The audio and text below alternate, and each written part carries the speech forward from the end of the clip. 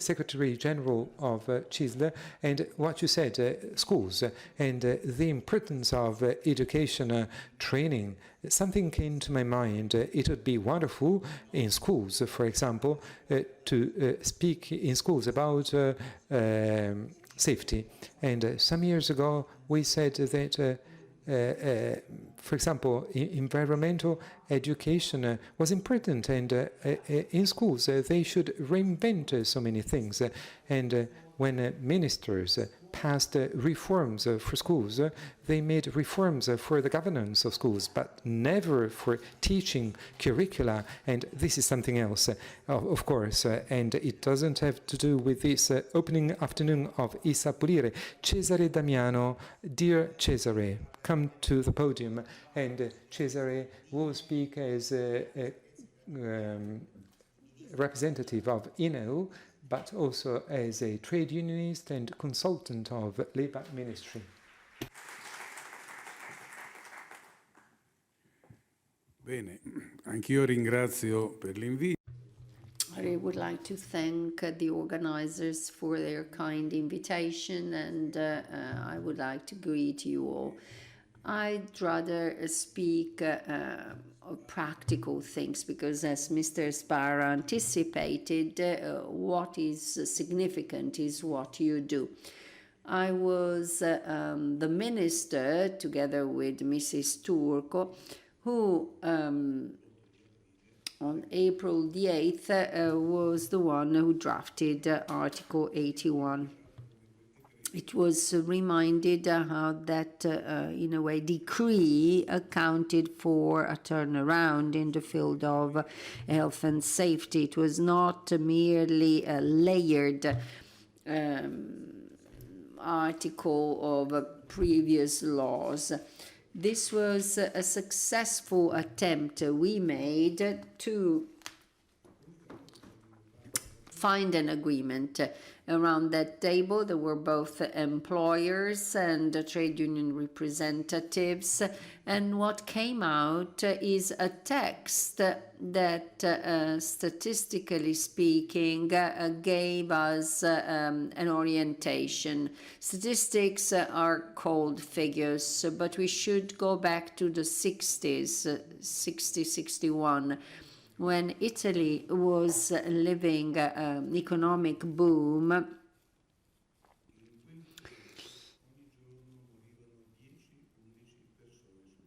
11 people died for occupational accidents every day, every single day. That lasted quite a long time, but thanks to trade unions, technology, and the far-sightedness of some companies, very important, significant changes were made, and that curve little by little moved from 10, 11 people a day to 5 people. That was back in 2008. I remember in 2008, a ThyssenKrupp, when there was a burst of a tank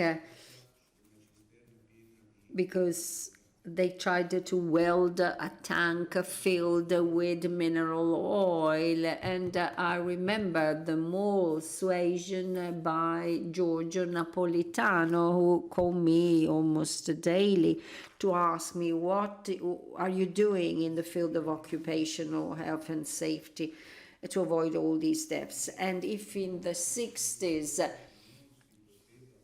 we couldn't even speak of occupational or work deaths. I remember that was 12. There was a very popular TV broadcast managed or moderated by a famous Italian comic, Dario Fo. He also was awarded a Nobel Prize, but they made a sketch on occupational health and on deaths, and they were thrown out of RAI, which is the Italian BBC. So at the time it was forbidden to speak about work accidents.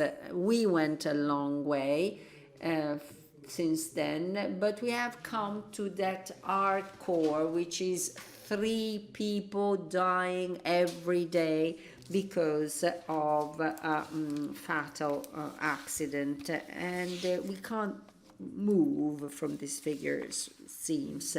But as I said, we went a long road anyway. Recently, COVID protocols that were signed for workplaces were extremely effective because they saved a lot of human lives. They put order to a situation where instead there were very many deaths. The very last government imposed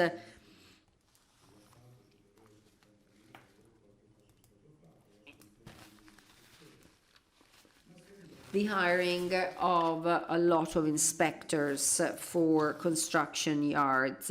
But again, this daily massacre is not being stopped. Again, these 3 workers dying every day from work-related injuries. So what is the issue here? There is no doubt when we are faced with an economic recovery in 2021, there was a rebound. In 2020, we had lost 10 percentage points of GDP. Last year, we recovered 6. In 2022, we're recovering 3. Next year will flatten out, and the risk is of a recession as far as Italy goes. But when there is this rebound, economic rebound, unfortunately, there is also an increase in the number of work-related injuries, both fatal and non-fatal. And this boom in the building industry, thanks to what is called the eco bonus, so you're actually paid by the state to renovate your building for environmental friendly solutions, double these figures because there are very many people who report accidents and say, I saw a lot of workers not wearing a helmet and not wearing the safety gear, etc. So these kinds of rebound also cause problems. So how can we take a quality leap? How can we change this situation? When we talk about cleaning, we should also cover the complexity of your industry, because we can't just think of the traditional way of cleaning offices, like dusting it or whatever. This is very complicated industry. We moved from standard cleaning to technical cleaning to specialized skilled cleaning to sanitizing, which is key, mainly after the pandemic.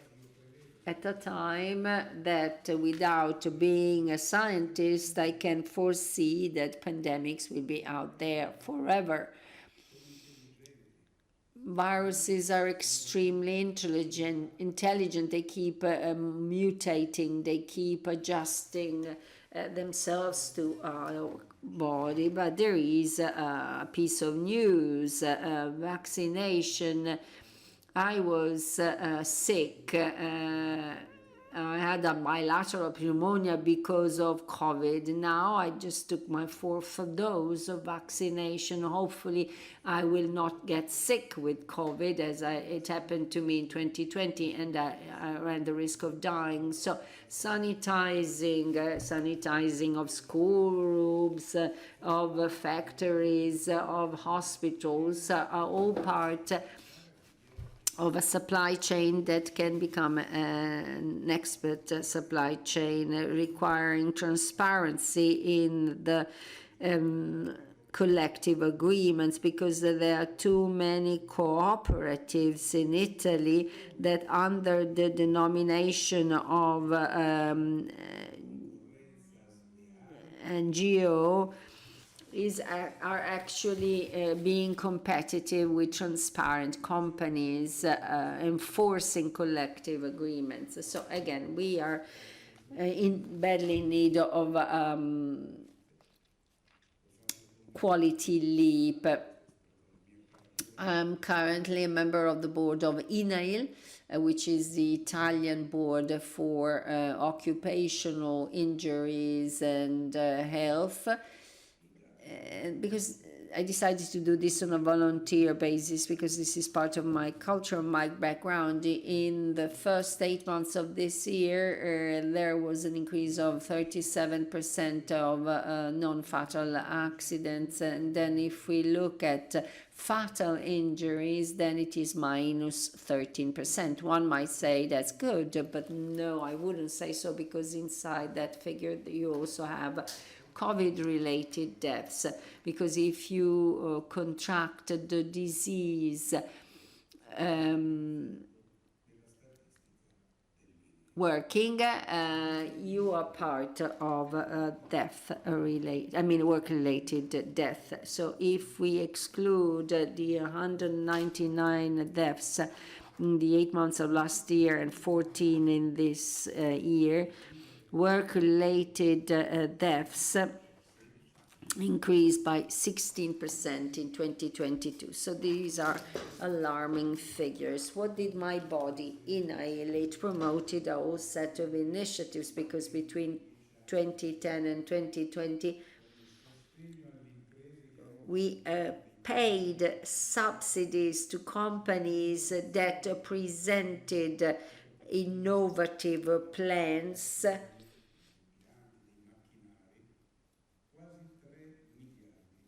And the figure was 3 billion euro.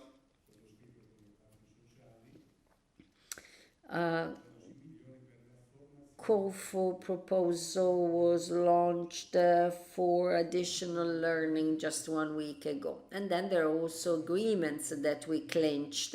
For instance, with the Italian Railway Board, with the Italian Airports of Rome, with the Italian Board of Motorways, with the Association of Engineers in Italy.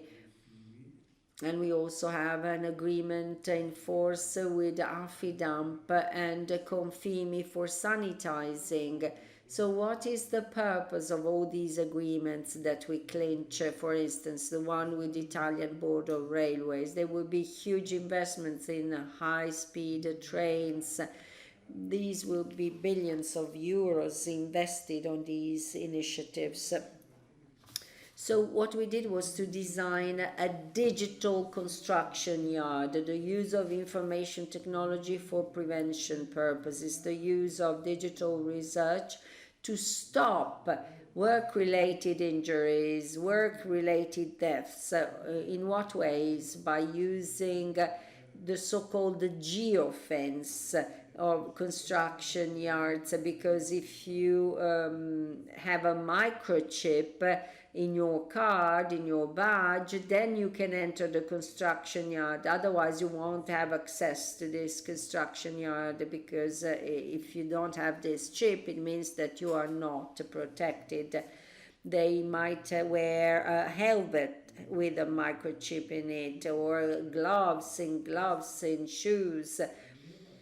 So should there be a situation when the worker is not taking the safe measures, the chip detects the situation and the job is interrupted and the work is stopped. This for prevention purposes. This is a wise use of technology. The Budrio Center, who designed the bionic hand, and I believe this is exhibited at the Museum of Modern Art in New York, MoMA, and the center that designed all the equipment that our athletes used for Paralympic Games, with the great success stories that we heard about. Well, we should be proud of these innovation projects.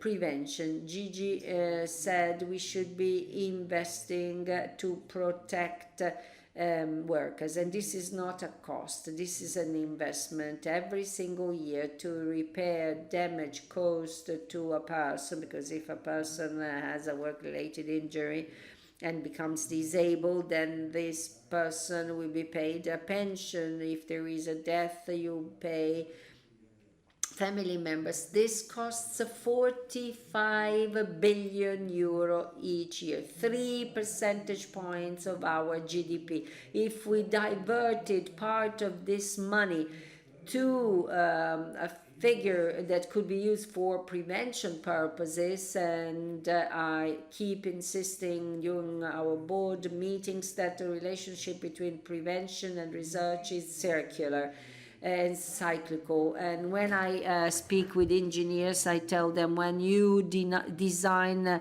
a machine, think of Doriana, who was actually ground by the machine while she was working. If you design a machine where that stops the machines when there is something wrong, then we save human lives.